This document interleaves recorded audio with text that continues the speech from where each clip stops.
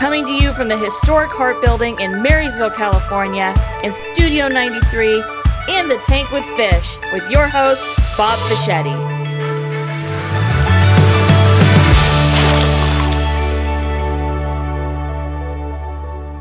All right, here we are with another. I always call it an adventure. It feels like an adventure when you talk to people and find out about them. On In the Tank with Fish, I always have to remind you to like, share, follow, subscribe, and leave a comment. And it will go from there. But today I'm with Billy Horton, and he is the manager of the High Wheelers. And I've had a chance to talk to Billy a number of times, but never really had a chance to talk about what was Billy like at 13, right? So today, we're going to kind of cover a little ground that we have talked about. You're a Tigers fan, so we've had a little of that kind of talk. But Billy, where'd you grow up at? So born in the Detroit area, actually Livonia, Michigan, and then when I was 5, we moved to West Branch. So West Branch is my hometown. So what Michiganders do is, it's like a mitten, right? So I grew up here, so I call myself a mid-nuck. So I'm a mid-nuck. And the town, 2,000 people. I grew up on a lake, gravel roads. The nearest, city stoplight was about 12 miles away in West Branch. And it was a one stoplight town. Went to a small Catholic school, St. Joe's, and loved every minute of growing up there. It was a huge blessing to be in a town like that. Yeah. Not a ton of opportunities, there for people outside of a lot of farming. Guys owned small business. My dad worked for the oil refinery, and but it was great. I mean, we lived on a slope too. So it was our house, and then it was sloped down the backyard into the lake. And great when it snows. It was awesome because what we would do is we'd get gallons of water and we'd dump it on the sled run that we built the night before, and then the next morning you get up, get a bowl of cereal, and then we just fly down the hill right off the dock into the lake. Obviously, we were always testing the lake, make sure it was thick enough. It's funny too is the nearest grocery store was 12 miles away, but we had the convenience store. And it was just a mom and pop's kind of convenience store. It wasn't like a Circle K or one of those. And you would walk across the lake to get to it because it was only like about a half mile. But if you drove your car around the lake, it was almost over a mile to get there. So if the roads were snowed in, we would just test the ice, and then we would walk across the lake, go get some little groceries or whatever we needed to get, and then come back. So a lot of water skiing and tubing and fishing. And my first fishing pole was a bamboo rod with a string on it. My brother Tommy and I went out there. He was a prankster, and he did some stuff that he was always getting in trouble. So it was a great. Was he older or younger? He's older. Oh, 10 years older. So you knew I'm not doing that. Yeah. I mean, he did so much. He attempted to injure me many times. Usually not on purpose. But it was just funny how there was so many times that we would do stuff, and we're like, I'm shocked you're still alive. Yeah. I mean, I almost got hit by snowmobiles, beds, the twin beds, the bunk beds falling on top of each other and everything. We just did a lot of crazy stuff. And then Joe was our older brother. He was 14 years older than I was. And Joe was, he was more of the, he was good in school. He kind of did everything the right way. He was also like a ninja. So he was like a black belt, eventually in like Taekwondo. So you didn't mess with him. He was like the silent assassin. My older brother always said little brothers are to experiment with. Oh, yeah. So he would do all kinds of stuff with me. Tommy was a wrestler and a running back, so he would do all his wrestling moves. I'm like, dude, I'm 6, right? And he's 16 years old, and he'd pin me, and I'd be turning purple, and like he'd choking you out. Oh yeah, I mean, it was just like, then we had 5 sisters as well that were all older than me. Wow, you had a big family. Yeah, youngest of 8 kids. Wow. So it was a big family, and it was great growing up, where I did. I loved it. West Branch is my home, my hometown. My home is in Arizona now, in Scottsdale. But if anyone ever asks me where my hometown is, it's West Branch. It's some of my greatest memories were actually still, and I tell people this: I've got multiple World Series rings. I've had multiple rings in the minor leagues. Good success where I've been able to in my coaching career and my playing career. And my fondest memories, some of my very fondest memories are still at home as a kid. 11, 12 years old. Yeah. West Branch Little League, Wilcox Field. So you started playing baseball really young. Yeah, I mean, I was 8. Yeah. But that's what it was in our town. You couldn't even start till you were 8. There was no leagues. There was no the first level you went to was minors, and it was 1/3 T-ball, and then it was, I believe, 1/3 machine pitch, and then it was like 1/3 kid pitch. So it was like a 14-game season, but they slowly just ramped it up. It wasn't like you had a T-ball league and a coach pitch league and a machine pitch level and then minors and majors. So the little league that my kids played in, there was 5 levels. Wow. And you're starting when you're 3 or 4 years old. I started when I was 8, and we wore blue jeans. And we wore, all we got was a jersey and a hat, but it was good. It was very modest upbringing, and I didn't get the name on the back of my jersey until I started coaching with the Giants. You get kids that are in 8U club teams now. Which, by the way, if you're listening, parents, it's ridiculous. Just play youth baseball, play little league, like Cal Ripken. You don't need to be on a club team when you're 8 or 9 years old. Well, we didn't have. It was called Corey League. And so I never heard of T-ball till I came out here. I didn't even know that existed. You just hit off the tee and run in some direction, hopefully near first base. But our neighbor worked for Rawlings. Okay. So he built a backstop. We had regular bases. We actually had a real catcher's mitt, a first baseman's mitt. And so we just grew up playing baseball, sun up to sundown. We just never quit playing. And so when we were old enough where we could play in Corey League, then we'd play, right? And but it was like all the neighbor kids. We were all different ages playing on the same team because it's a neighborhood baseball, right? It's not a team. It's like, well, I'm picking so-and-so today. You could be on either side any day, right? Right. But I do think I think there's a lot more to the organized sports side to really help that goes beyond just the proficiency of the sport. And so, because I noticed when I finally did play, but that was it for me. That was the end. When I went through Corps League, that was it. I didn't play baseball again until I was in the military. But you obviously must have played in high school and then college. And did you just stay baseball was it, or did you try any other sports? No, I played football in high school. Played basketball for fun. Me and my buddies would go out and we'd play. Growing up as a kid, it was always mostly football and baseball. And you were, at recess, at St. Joe's, and you're tackling each other. There's no two-hand touch. There was no flags. The only flag we had was the one that was in the sky. Yeah. That we pulled up and down. It was just a matter of, you went out there and you were a bunch of tough kids having fun, right? That's it. There's I was reading this. This is very impactful in my life, probably 15 years ago. And I'm trying to think of the guy's name right now, but he played at University of Utah, and he ended up playing for the Sixers. And so he's a dad now, and he's got daughters, and they're playing club volleyball. And he talks about what would his perfect weekend look like. And he said, he'd wake up, he'd go to church, he'd have brunch, he'd come home, take a nap, and then he'd have a barbecue on the weekend.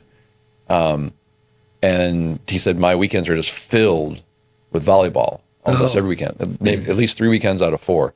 Saturday, Sunday, and his girls were really good, right? And they would play all weekend long, and that's what his weekends were. And he said, "When's the last time your kid played a sport without a jersey on their back?" And you think about it, and it was so impactful because it's like they weren't like you were or how I was in the neighborhood growing up, just playing. They're always playing organized sports, which organized sports are great. And it's great that they have all the divisions of T-ball all the way up to majors at the Little League level. And then you have everything where now you're throwing from 46 feet and then 50 feet and then 54 feet and then 60 feet. So you're building the kids. Are our kids having the opportunity just to go out and play? Because that's what grew my passion for the sport. Yeah, it was life. Yeah, for me, I can, you and I have talked about, Tigers and Cardinals before. Me and Joey Jones played wiffle ball every day in my front yard. And then, eventually when I moved from the country into the city of West Branch, then it was way more kids. And we were all, playing in Craig Breining's backyard, right? And we're playing wiffle ball and we're having fun, and you're switch hitting the Tigers lineup, right? And, I could tell you to this day what their lineup was in '84 when they won it. And so for me, it was about just being a kid and playing. And part of me developing as a player was when we moved from the country into the city, the garage door that we had was a gravel driveway. Is I had a rubber ball, and I can't tell you how far it was away now. Probably a good at least 60 feet away. Maybe it was longer. And I'd get that ball and I'd take it and I'd whip it up against the garage door, and then I'd field it and then I'd throw it back against the door. Well, I had one of those silver garage doors where it had the silver handle, or you turned it and then you pulled it up. Yeah.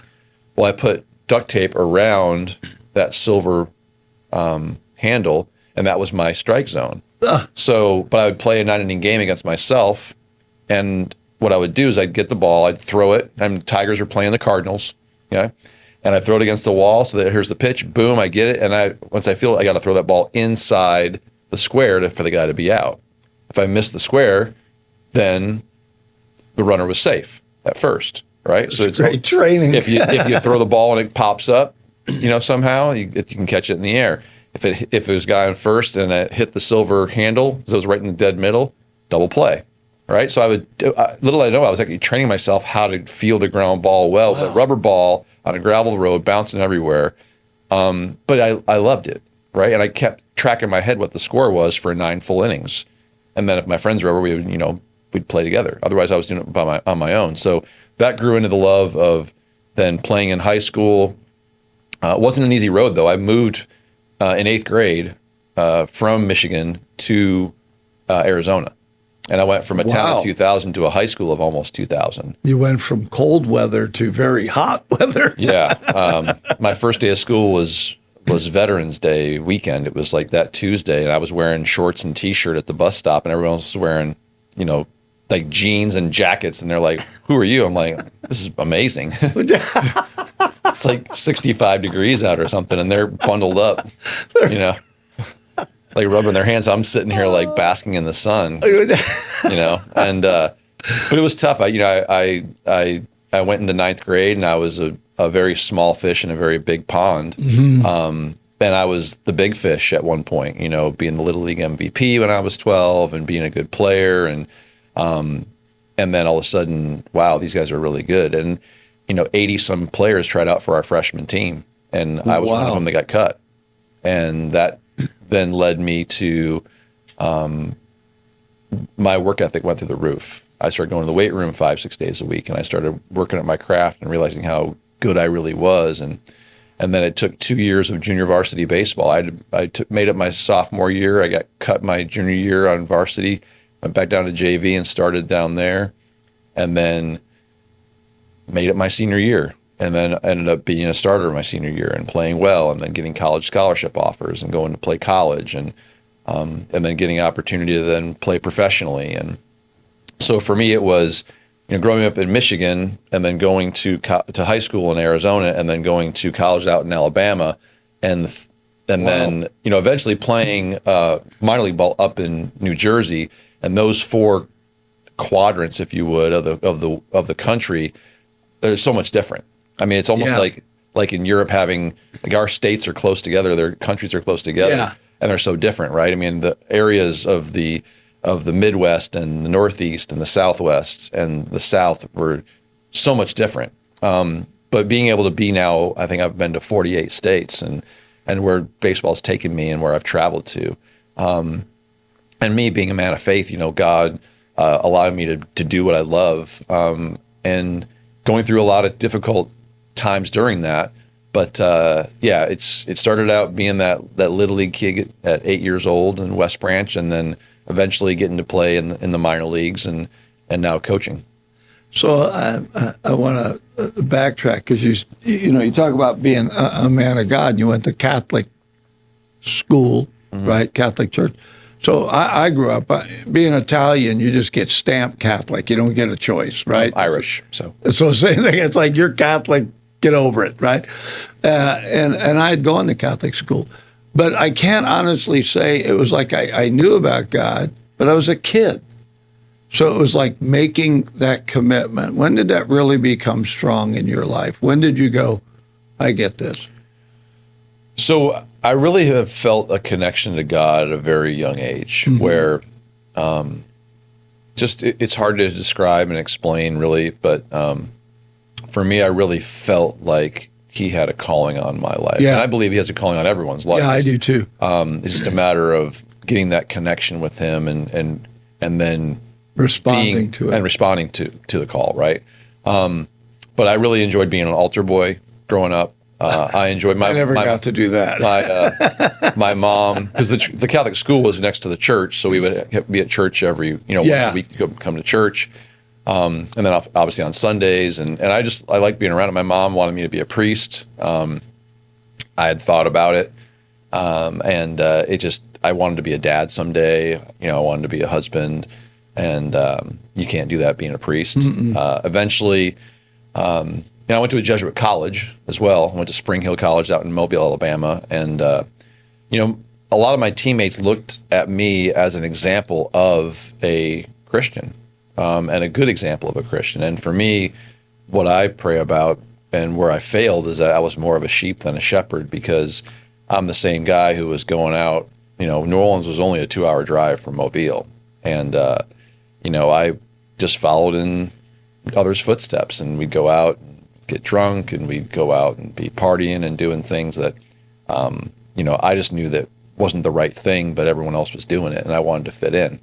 And so for me, I made those mistakes, and I pray to this day that people who looked upon me as a good example of a Christian, that they found someone better along the way, if they didn't meet up with me now. I can relate to that. And so eventually, when I was in my mid-20s, I went and started searching for different churches, and started going to, my brother's church was Baptist. I was going to that for a tiny bit in Dallas with him, and then in Arizona was going to some non-denominational Christian churches, and then moved back to Michigan when I was about 30, 29 or 30, and found a great church. And Lee Cummings was our pastor, and he actually was talking to me about just my life. And then a man named Bill Crawford entered my life, and he was hugely instrumental in me making a decision to get baptized and really committing my life to Christ. So on August 21st, 2005 is when I got baptized. And that's when I committed myself fully to Christ. And even though I've been walking a good path, I wasn't walking the narrow path that I needed to. And that's when I started just ridding myself of the things that were hindering me, really just TV, movies, music, just things that were really dragging me down, that I was filling myself with. The thing about being an athlete, there's guys, they spend hundreds of thousands of dollars on training and on their diet and all these things when they're professional athletes. And you think about how you consume things. But you consume things more than just through your mouth, also through your eyes and your ears. So what I was listening to, what I was watching, was just not filling me up the way I needed to be. Where Christ was calling me, it wasn't filling me up. with good stuff. So I had to walk away, and that's what Bill really talked to me about. He's like, because I was in that Catholic mindset of I got to earn my way, and I should say a Catholic mindset, but just some people, their mindset, you have to earn your way to heaven. And for me, I was like, I don't know if I've earned the right to be baptized. And he goes, you're an idiot. He goes, I don't know why I waste my time with you. He's like, I was like, what? He goes, you know what repentance is? And I was like, no. He's like, you're walking this way and you're tired of it. You turn around, and you walk the other way. That's it. And he's like, you got to turn from your old ways. So you ready to do it? And I said, yes. So that day in Lake Campbell in Kalamazoo, Michigan, getting baptized was pretty amazing. And ever since then, really, there's been struggles. There's been, there, but I'm trying to get more here. Yeah. Because now being married and having kids, I have more responsibility. It's funny. I have a very similar story, because I ended up, once I went in the military and was overseas, and it was during Vietnam, and so the whole world was crazy, to be honest. And it came back, but there was as a young man, I just knew. I remember my sister sitting down with me as a young boy and helping me learn the Our Father and the Hail Mary and Act of Contrition and, the prayers, right? And I knew it was more than just learning words. So I feel like I always knew God was real, but there had to be a turning point. There had to be a point at which I went, there's more to this than me just knowing he exists, right? And I think that kind of transpires in our lives. But you're in a place now where you can influence a lot of people around you. I am really as well, with what God has done in your life. And so it makes a difference. But I try to tell people that doesn't mean you stop going to work and you stop having a family and you stop having kids. You keep this fresh, but you still gotta do this stuff, right? And so for you, you're at a place where you've played professional ball. You played for the Giants, right? No, I coached for the Giants. Coached for the Giants. So you've been wherever. People would say, well, that's the peak. But because of who you are, that's not the peak for you. There's always something in front of you. Well, it's your identity. What's your identity wrapped up in? Yeah. And most people, their identity, when they're younger, is wrapped up in their job, their sport. You think of a high school athlete, if you asked him what's your identity, he'd probably say, oh, I'm a football player or a baseball player. My identity's in Christ. That's it. Because if once the sport goes away or the job goes away or the money goes away or the women go away or whatever it is, because society tries to tell us as a man, your manhood is based on your income, number of women you sleep with, what car you drive, what kind of house you're in, all these types of things, and it's all garbage. Yeah, I'd be a big failure if those were the gauges. I'd be a major failure. So would Kurt. So for me, it's like I'm a baseball. I've been a baseball coach for a long time, but I'm a Christian who coaches baseball. I'm not a baseball coach who happens to be a Christian, and so my identity rooted in Christ, and again, and that happened. After when the Giants didn't renew my contract in 2019, after the season ended, right before 2020 happened, it's almost like, okay, am I everything? Am I enough?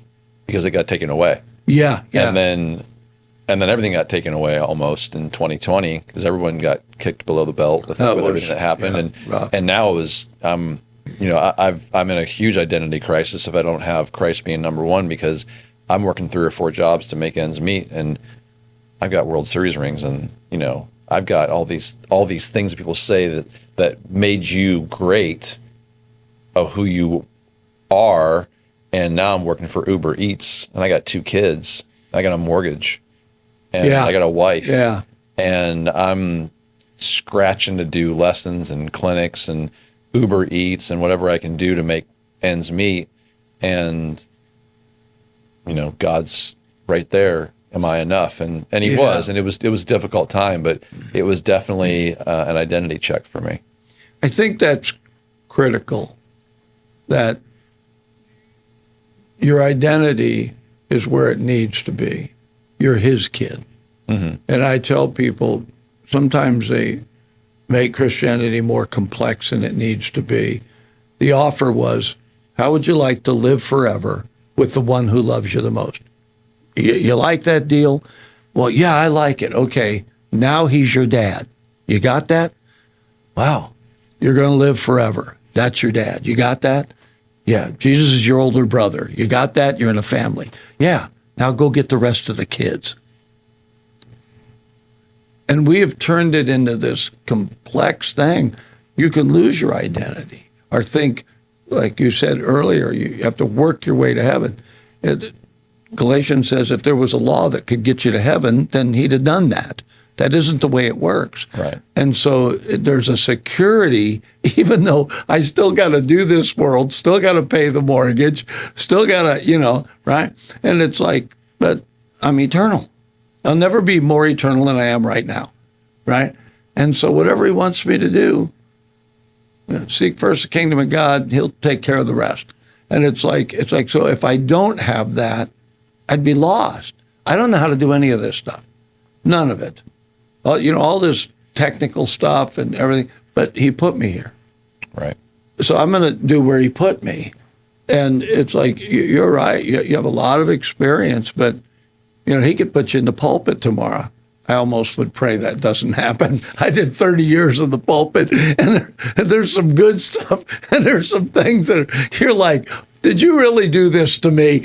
But there is a certain amount of peace and security that comes with that when I see people that are distraught and they don't have any identity, and they're trying to make that identity. If I could just be this, if I could just be that.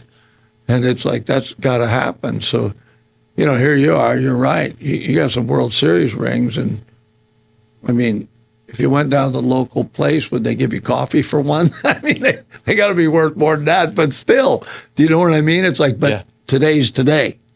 What do you do today? Where do you go now?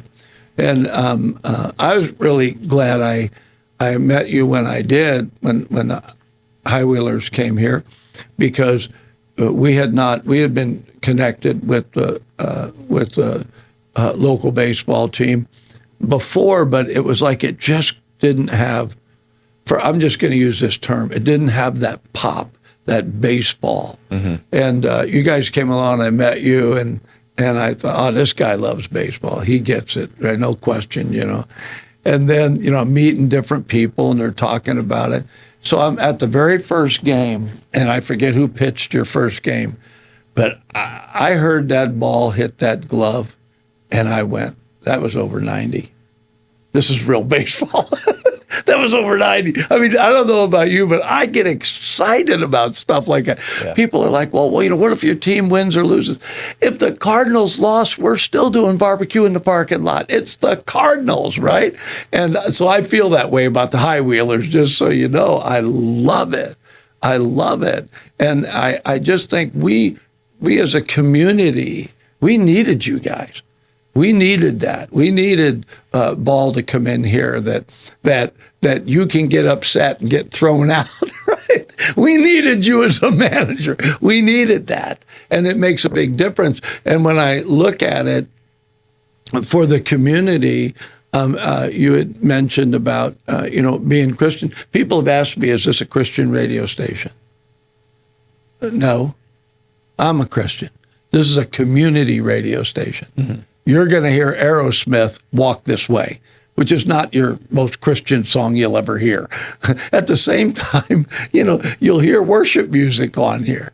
I was walking through here one day, and I forget what it was. It was, I think it was an Elevation worship song. Mm-hmm. And right after it was Led Zeppelin's Whole Lot of Love. And I thought, God's a whole lot of love, works for me, right? It's like, but you're in this world, right? You're in this, you're doing this. And so, yeah, I was really grateful. And then you and I got to talk about faith. And so I knew when I got you in here, I wanted to know how that plays out, right? For you. You're around these young men, you got to walk, and you really answered the question. You just said, I just wish I could be a better example. And it's like, that's called integrity. This is it. I'm just a man, but the God in me can make a difference, And so, yeah, I was pretty excited about that, Said, I want to ask Billy that. How does that work for him? You've written a couple of books, too, which I bought, and those are available on Amazon? Yep. You can go to Amazon and get those. They're also on my website, billyhorton.com. That's easy. Yeah. That's what I did. I went to billyhorton.com. That was just easy for me. But Amazon's, a great spot as well. And for me, it's, when I started my first business in 2006, Cactus Athletics, that was my heart. God really was putting on me to do baseball camps for kids, and it wasn't, wow. And it wasn't a. I'm a Christian who owns the business, but it wasn't where they came and got scripture at the baseball camps. It was a baseball camp, and then they just saw Jesus through me. But started that in 2006, and we've had well over 10,000 kids come through our camps and clinics and coaches, and over the past 20 years, and we did some great things in the Phoenix community. We're still helping out, not nearly as much as we were when we first started. The first decade, we really were slamming that. But now with me really transitioning more into professional baseball, I've been doing a little bit less. And then God really, when I wrote that first book in 2012, 2011, 2012 was when I wrote it, and then was published after the World Series in 2012. God started changing my heart more towards men. So really from children to men, and then as I progressed, which sometimes there isn't a lot of difference. No, not all. No, more problems usually. Sorry to be to interrupt you, but I think sometimes my wife explains to me, "Are you ever going to grow up?" Yeah, I'm trying. The difference, I think, is that kids don't have a filter, and guys do, but they don't want to have one. Yeah, I wish I could say that, but I can't. But an 8-year-old will be like, "Hey," and just says it out of the kindness of his heart. Yeah, with no filter whatsoever. But still love doing camps with kids, but really God started changing my heart more towards men. And then I would just see in Bible study how guys would, I live in Scottsdale, Arizona. There's some people there it's probably top 10 or top 15 in the country as far as like income for people. These people own their own businesses, and they're great guys. They're great people. They just have a lot more money than us. And, I joke around being the Jed Clampett of Scottsdale. We're very blue collar. And that's the way I am. It's the way I'm always going to be. And, these guys are at Bible study, and they've got 10 cars, and they've got a mansion that's 10,000 square feet, and the beautiful wife and the kids, and they own a business or own multiple businesses, and you think that they have it all locked up, and they're a total train wreck. Yep. And they're in there, and they're vulnerable, and they're talking about what's going on in their life, and you don't know that their marriage is on the rocks, and their business might be failing, and then or their kids are doing this and that, and they're just a mess. And I was like, gosh, these guys are being so vulnerable. Like, I need to be more like that too. And then I realized as I started writing more and started doing the website, it wasn't just because I wrote a book. It was because I'm going to start writing. So I was writing almost every week for a while. Wow. And writing articles. And now I'm doing one a month. But the first year, I think it was every week I wrote an article, and then it was every 2 weeks I wrote an article, and eventually became once a month. I've been doing that since, I believe, 2018. So about 8 years now, writing blogs, writing articles tailored towards men. Just like, life's hard. Life's difficult, and here's how let's do it together. So my wife proofreads it every time for grammatical errors. That's smart. And then she'll also sometimes like, "Are you sure you want to say that?" I was like, "This is for guys." Yeah. I do want to say. There's got to be some locker room humor in there. I just wrote one, and it's cool too when you know God's in it, because sometimes you get stuck as a writer, and you sit there and you pour over something for weeks, and it was. I usually try to get something out on a Tuesday. Well, it's Wednesday, and I'm like, I haven't written an article for August yet. So this Wednesday, I'm like, God, I need something. And like within 2 hours, bang, it's done. I have her proofread it. And then 2 a.m. Thursday morning, I'm on the website, popping it on, and then boom, put it out to the social media stuff, put it out to the newsletter. And it came out great. So it's one of those where I just want guys to understand we're not doing this alone. And even though there's women, women can easily read these articles, and typically it's like a 5 to 7 minute read, maybe 10 at the most. It's one of those where it's like, hey, this is for us. This is for the men. I want to help you guys. It's like, because you're helping. I'm helping myself when I'm writing these. Let's be better leaders. Let's be better husbands. Let's be better fathers. Let's not be the guy in the Cats in the Cradle song. That's my biggest fear. Yeah. Being that guy who was so busy that he didn't have time for his kids. And then when his kids grew up, they didn't have time for him. So, doing this job too can be hard for me because I'm gone. Yeah. The boys, so our boys now are 16 and 14. Growing up, I didn't have to travel at all with baseball. I was always in Arizona with the Giants for 8 years as a rookie ball coach. So I was with them and been around them my whole life. Since 2001, there's been some traveling. And in 21, we were in Pennsylvania, and then 22 back in Arizona, 23 was in Montana, and then 24 and 25 here in California. But they spend 2 months with me in the summer. So really, I kind of miss them for a decent chunk of May, and then June and July, they're with me. My wife comes back and forth due to her work schedule at our church. And then August and September is when I miss a big chunk, right? But then I get to go back home, and I'm home for about 8 months, right?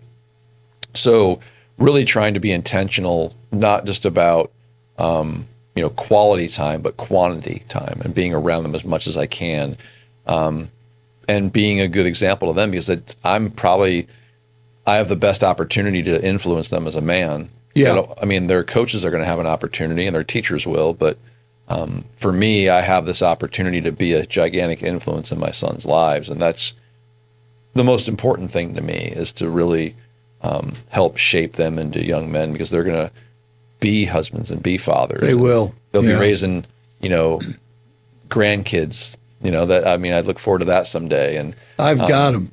And, for me, like I used to want to live a fun life. Now I just want to live a long, healthy life so I can see my grandkids grow up and maybe even see my great grandkids one day. And, but Connor and Bryce are two amazing young men. I love them so much. My wife, Tolleen's done a great job.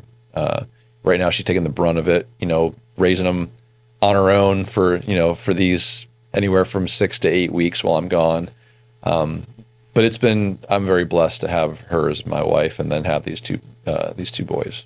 I used to tell my boys, I'm not your friend, I'm your dad, right? Growing up, because there is a scripture that says that if you raise them right, they'll be your friends in the end. Mm-hmm. So I used to tell my boys, you're going to get the choice. You're going to decide whether, right?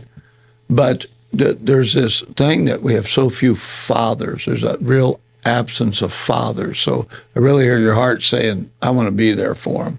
Because a lot of kids, they don't have that connection. They need that line drawing, I love you, enough to tell you that's bad juju. I shouldn't do that. And now both my boys, I'm close to both of them, and I'm very grateful for that. But I also know that the way God works, he will use you around anybody. And men have a tendency to think they can go it alone. But my years in the military has taught me, don't be alone in your battle zone. And my Christianity has taught me the enemy loves to get that little sheep off to the side and beat the snot out of them. And so when men gather together, it's very encouraging to hear you say that. I've experienced that, where men are vulnerable and say, hey, look, I don't care what I look like on the outside. This is what's going on. And there is a scripture that says, confess your faults one to another that you might be healed. And there is a real healing that takes place when that door is opened and men know they can walk in it and it's a safe place. I don't think it's any different, Billy, for our kids. They're men. My boys are, well, they're 50 and 48 now, so they're older. But now I got grandkids, and it's the same with them. I've sat down and said, hey, you ever want to talk to me? I'm here. You know, right. I don't want them to be alone. And I just figure God will meet me. I don't always know what to tell them when they ask me things, right? I mean, I'm not like a genius, right? I have the word in me, and I just hope God will help that come out when it's needed, right? But yeah, I could see that. So you really, even though you're away, you're not really away from them. If either one of them boys needed you, I can guarantee your response time would be quick. For sure. You know, and that's what part of what they're learning. We don't even realize it. I watch how my boys are. Both of them separately, when they got married, I did their ceremonies, which was quite the thrill, to tell you the truth. And they, you know, I, as a dad, just, you gonna be okay with being married? You know, do you know what to do? Both of them said, Dad, I watched you.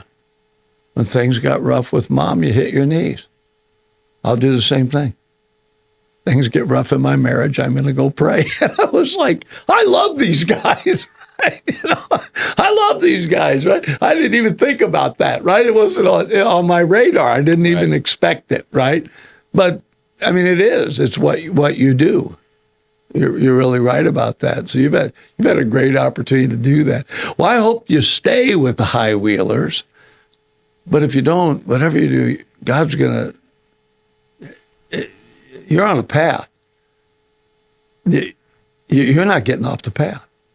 There's nothing in you that would go, I'm just going to quit serving God today. So just stay on the path, whatever he's got. You might end up writing another book or writing a column. I never thought I'd be doing radio. I was a pastor.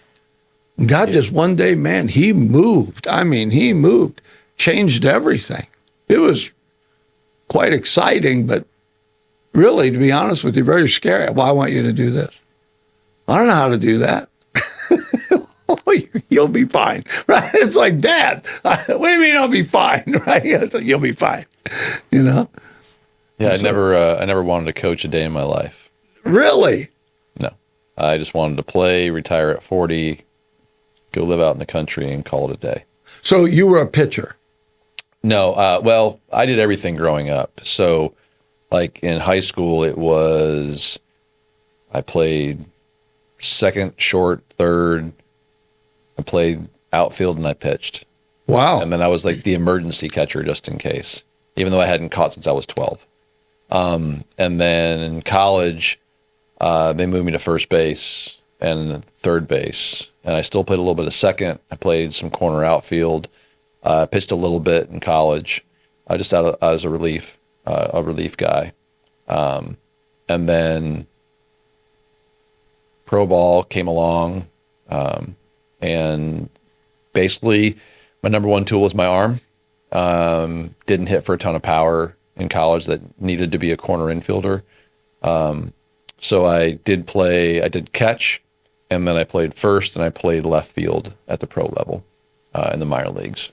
And, in my mid-20s, 26 is when I decided I was going to stop playing. And then is when I got into coaches. I didn't know what else to do. Got my degree in marketing and had worked in business, had worked in sales and management, and just didn't love it. And aside from a 2.5, 3-year stint in my late 20s, early 30s, I've been coaching since I was about 26, 27 years old. So over 25 years now, coaching and a lot of that at the professional level, working with different organizations. And so God moved me into that. And I don't know what's next. I do enjoy it here. It has been fun. As I was in Billings, I was on a 1-year deal. I was on a 1-year deal last year in YOLO with this team. And then they re-signed me to another 1-year deal to be in Yuba, Sutter this year. And The season ends sometime in September, and then, I'll sit down with our ownership group and front office, and, they'll talk to me about what their plans are, and we'll see. For me, it's always, what's the best thing for our family? What's the best thing for Talene and Connor and Bryce? And what's God's plan? Really, it's going to come down to what God wants anyway. The story's already written. I feel that way. Yeah. So for me, it's just a matter of walking it out. I've been talking because we've been playing well, and then we sometimes will have a rough patch here and there. And I talk to the players, I talk to the coaches about this, and even the front office, and I tell them, the wins and losses, that shouldn't dictate your emotional state at the end of the day. Our job, I learned a lot by just reading books and listening to John Wooden. And Wooden talked about preparing, and he talked about effort.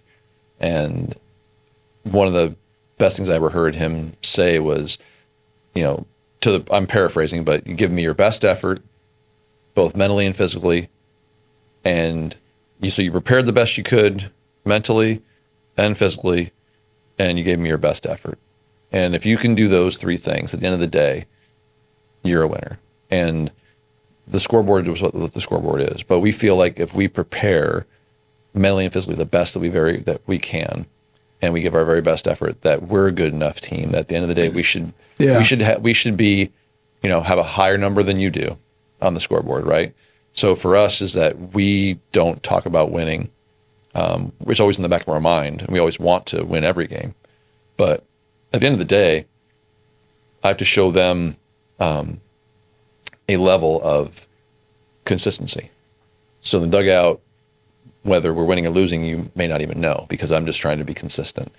So, we don't want to succumb to a scoreboard to decide if we're going to have a good day or a bad day, because I'm just trying to honor God in everything I do. So if I'm honoring the Lord in what I'm doing, then regardless of what happens, I'm content with the result, because you'll see me after the game. I'm going to hit my knees in front of the dugout, whether we win or lose, and praise Him for the opportunity to just be out there. Yeah. Because when you love what you do and that gets taken away from you, and then it comes back to you, you appreciate it so much more. Yeah, I really. So I love baseball. You love baseball. Now, heaven is supposed to be then better than anything we can imagine. Man, I got a pretty good imagination, Billy. I can imagine some great stuff. So I don't know if baseball's going to be in heaven, but I can guarantee you, whatever it is, it's going to be better, right? So, I don't know. I always laugh when people say, "Oh, baseball's in the Bible, in the beginning," right? In the beginning. But honestly, I think there's things that end up in us that is God that is way beyond our comprehension. Way beyond. So even if there isn't baseball, whatever's there is going to be good. Also, because you came in the tank. Oh, I like it. All right. You have to come in the tank to get this, Billy. So, well, thank you very much. So you weathered the tank, right? You could say, which really wasn't that bad. This was good. That was fun. Yeah. I'm glad I had the opportunity. I'm glad you were able to do it. I was concerned with the season winding down and everything, because we'd had you in a podcast, but it was just about the High Wheelers. And then, like I said, having had even brief conversations with you, I want to have a regular conversation. So right. Thanks for being willing to do this. Oh, it was a pleasure. I mean, I love talking about my faith and about baseball and my family. So I mean, this is easy. It's just like you and I just hanging out, in the basement, hanging out before we're watching or while we're watching a game. Now that's a guy that grew up back east. Did you hear what he said? Basement. You know, I don't think California knows what a basement is. Maybe they do some places, but it's not common, you know? That's funny. I actually, my brother had a room in the basement. We moved him down there.